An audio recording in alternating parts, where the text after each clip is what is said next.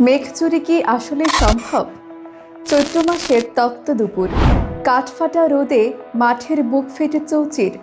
তৃষ্ণার্ত কৃষক আকাশের দিকে তাকিয়ে আছে এক ফোঁটা বৃষ্টির আশায়। দূরে ঘন কালো মেঘের আনাগোনা দেখা যাচ্ছে, বুকটা আশায় বেঁধে ওঠে। কিন্তু হঠাৎ করে যেন জাদু বলে সেই মেঘ আপনার সীমানা পেরিয়ে অন্য দেশের আকাশে চলে গেল। আপনার প্রাপ্য বৃষ্টি ঝরল অন্য কারো উঠোনে। আপনি কি একে প্রকৃতির খেয়াল বলবেন, নাকি সুপরিকল্পিত কোনো চুরি বলবেন? আমরা জানি ধন সম্পদ চুরি হয়, টাকা চুরি হয়, এমনকি তথ্যও চুরি হয়।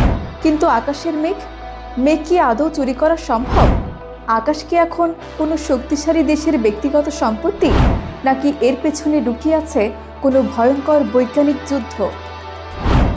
আমাদের মতো কৃষিপ্রধান অঞ্চলের জন্য এই প্রশ্নটি এখন আর নিছক কল্পনা নয়। আজ আমরা উন্মোচন করব আকাশের সেই রহস্যময় দখলদারিত্ব, যা শুনলে আপনি নিজেও হতবাক হয়ে যাবেন। আমি জেসমিন আছি আপনাদের সাথে, আর আপনারা দেখছেন কারেন্ট অ্যাফেয়ার্স বাংলা। আপনার মনে নিশ্চয়ই প্রশ্ন রাখছে, আকাশের মেঘ কি কোনো রিমোট কন্ট্রোল দিয়ে চালানো যায়?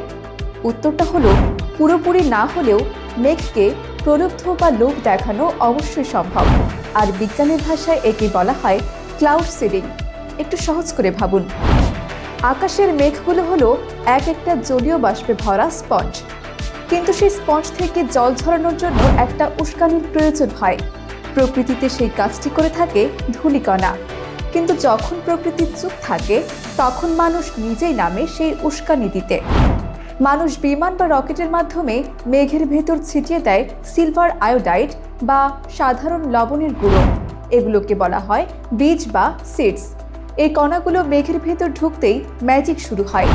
মেঘের ভেতরকার জলীয় বাষ্প এই কণাগুলোকে আঁকড়ে ধরে ভারী হতে থাকে।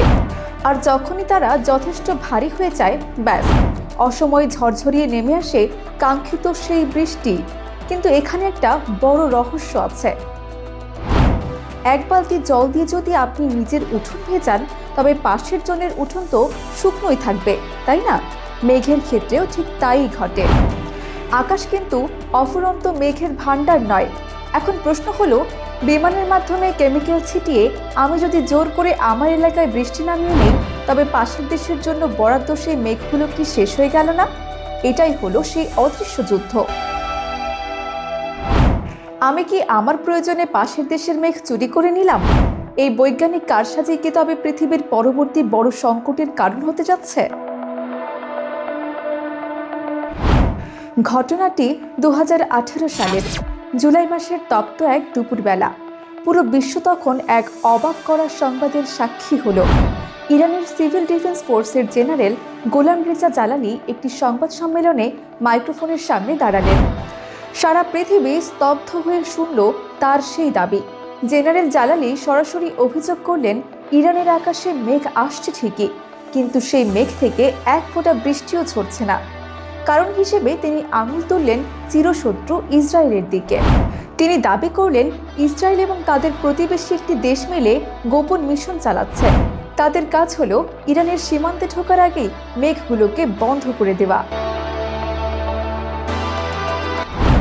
ভাবুন একবার, এ যেন কোনো সায়েন্স ফিকশন সিনেমা।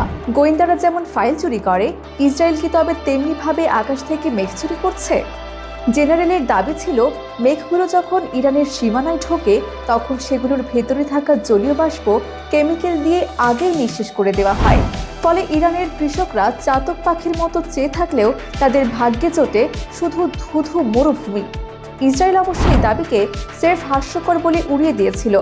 বিশ্বের বাঘা বাঘা আবহাওয়াবিদরাও বলেছিলেন, আবহাওয়া চুরি করা এতটা সহজ নয়। কিন্তু রহস্যের জাল তো ততক্ষণে বুনে ফেলা হয়েছে।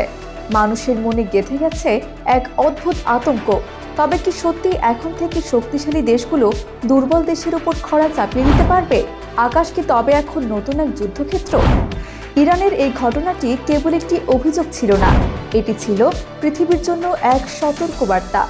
কারণ এই ঘটনার ঠিক কয়েক বছর পরেই আমাদের এশিয়ায় শুরু হলো আরেক আকাশ দখলের লড়াই।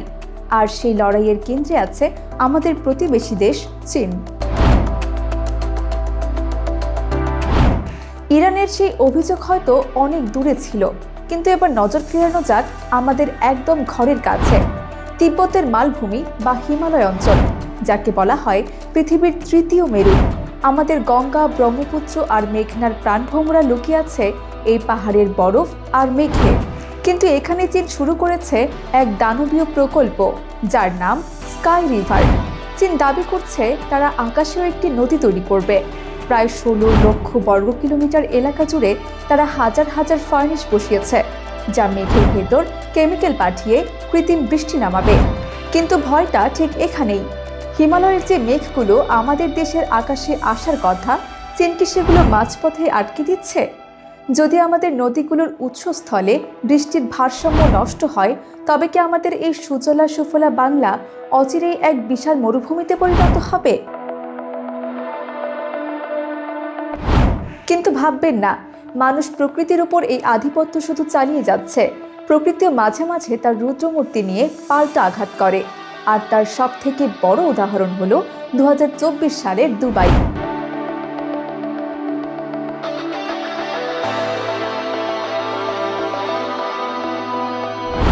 মরুভূমির দেশ দুবাই, যেখানে 1 ফোঁটা বৃষ্টির জন্য হাহাকার থাকতো, সেখানে হঠাৎ একদিনে ঝরল সারা বছরের বৃষ্টি। রাস্তাঘাট ডুবল, বিমানবন্দর হলো সমুদ্র।